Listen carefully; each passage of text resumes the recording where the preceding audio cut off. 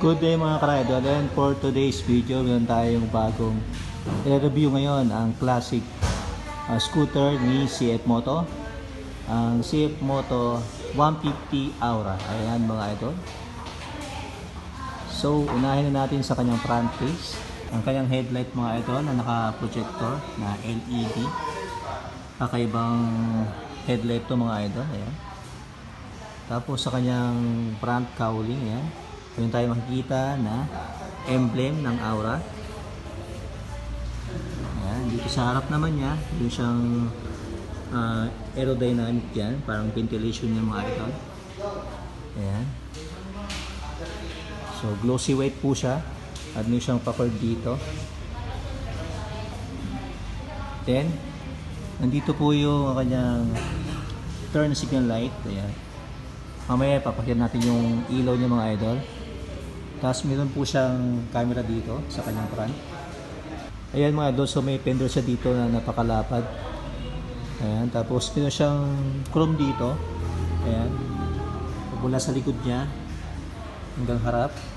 Tapos may nakalagay dito na ABS, anti-lock braking system. So ito po ay telescopic suspension. Meron siyang metallic ray po dito. Tapos naka-mags po siya, ayan. May chrome po dito, chrome. Ayan. Tapos malapad po yung gulong niya. Ang size ng kanyang gulong is 110 by 70, size 12. Tubeless to. Ayan, nakita nyo?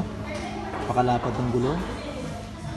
Tapos ito ay may naka-display syempre, ABS eh. Tapos naka-2-pot caliper. Ayan. At sa kanyang footboard naman, ayan, may siyang rubber dito mga idol. Ayan. Para hindi dumulas sa iyong paa o sapatos. Ayan, may nakahulma na CF Moto. So dito yung placement ng kanyang fuel tank. Ayan, may chrome pa rin dito, chrome. Tapos may hook po dito sa gulay board niya. Ayan. Tapos dito may ventilation siya dito mga idol. Ayan. Chrome ulit dito sa kanyang side. Ayan. Tapos may emblem dito na Aura. At ang kanyang footrest naman sa back ride mo. Ayan. Pwede siyang itupi. Ayun.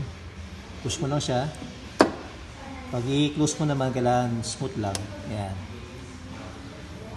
CF Moto 150. Sa ilalim, ito po ay liquid cool mga idol. Ayan, yung kanyang radiator. Tapos sa kanyang tambucho muffler, may siyang heat guard na chrome ulit. Ganda. Tapos sa likuran naman sa kanyang gulong. So check natin. So ang size ng kanyang gulong sa likuran is 120 by 70, size 12. Ayan. Tapos naka-disc brake din mga idol. Ayan. Goods na goods. Naka-disc brake siya. Naka-single pot caliper. Hindi ko alam kung ABS din sa likuran niya o baka sa front lang. Ayan. Tapos sa kanyang taillight naman. Ayan. Ganda. So ito yung sa side niya pala mga idol. Ito yung sensor niya. So itong scooter na ito, marami po siyang features. Paano rin siyang sakyan. Ayan. So meron din camera dito mga idol sa likod niya. Ayan. Tapos dito yung ano niya, mamaya papakita ko sa inyo yung itsura niya pag naka-open na. Tapos sa kanyang fender sa likuran, ayan, malapad siya. Kaya may clip, may siyang reflector dito, then may projector sa kanyang plate at may kabilaan din na reflector. Ayan. Tapos kanyang grab bar na chrome, ayan. Pwede kang maglagay ng ano dito, mga idol, oh. Ganda. Pa-curve siya ganyan, oh. Classic talaga, classic. And then sa kanyang crankcase, ayan. May nakahulman na CF Moto. Ayan. Yung suspension. Ayan. Palit lang siya mga idol. Tapos sa kanyang center stand, yan ang side stand niya. So meron itong ano mga idol, may kill switch din siya. Sa kanyang upuan na nakatutong siya. Ayan, meron siyang lining na white. Ayan. So, meron siyang mga details dito mga idol. Malapad din siya mga idol, malapad. So, open natin. Ayan. Maluwag din yung kanyang compartment mga idol. At meron siyang dito. Ilaw para pag nasa dilim ka, makikita mo yung loob ng compartment mo. Tapos, isa pa mga idol, nandito yung placement ng kanyang coolant. So, may cover yan mga idol. Ito yung mga cover niya. Sa kabila naman dito, dito yung yung manual lock niya. Ano bang unlock niya ito? Ang unlock niya yata is pababa. Ang lock niya pataas. Ayan. Ito, meron siyang pocket dito sa left side niya. Sakto lang yung lalim. Ayan. Sakto lang yung lalim niya. Tapos, ito ay naka-digital meter panel. Tapos, sa left side niya, ito yung brake niya, brake lever sa likuran. Tapos, may makapit na grip. Ito yung ito yung mga control button niya mga idol sa settings niya. Yan, up and down. Tapos, ito yung left and right turn signal niya. Ano kaya ito? Tapos yung high beam, low beam. Tapos yung busina. Yung sa kabila. Yung siyang ano kaya to? Features na to. Yung siyang hazard and electric starter. At maganda rin yung niya mga idol. Yung side mirror niya, chrome siya. Pa-round. So open na natin yung kanyang mga idol. Para malaman ko yung itsura niya pag naka-sildi na. So ito pala yung niya mga idol na yung pinakasusi niya. So itatap mo lang dito siya, dikit pong ganyan. Ayun, ayan nag-open ng mga idol. CF mode. Ayan. So try natin yung, ayan, ganda ng niya. Kompleto to, kompleto. Napakalapad din ng kanyang screen. Ayan. So try natin yung mag-hazard. Ayan. Ito yung daytime running light niya. Dito yung pala yung niya mga idol. Yung daytime running light niya, yung turn signal light niya, ayan. So open din natin yung yung ilaw niya. Ayan. So ito yung high niya, high. Low beam, high beam, ayan. Malakas din, no? Tapos sa likod, ayan. Ayan ang itsura ng mga idol.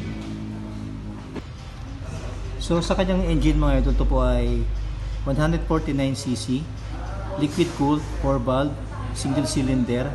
Ang kanyang maximum power na 15.8 horsepower at 8,500 RPM. Maximum torque is 14.3 Nm at 6,500 RPM. So ang kanyang weight pala mga idol is 132 kg. Seat height naman is 770 mm. Wheelbase is 1,343 mm. Tapos sa kanyang fuel capacity na 8 liters. Ayan. Ayan si Sir Jacob. So i-icon natin.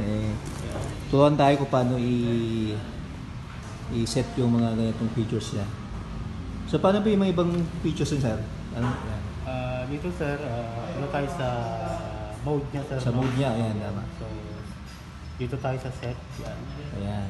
Makikita natin dyan sir yung mga Ibang features niya. vehicle. Action control, ABS, saka yung sensor to, no? Yes sir.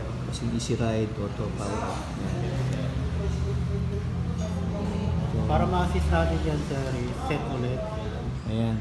So Makikita dyan. Kamali ako kanina iba na pindot ko eh. Ayan. Yung traction control sir is pwede mo siya I-off.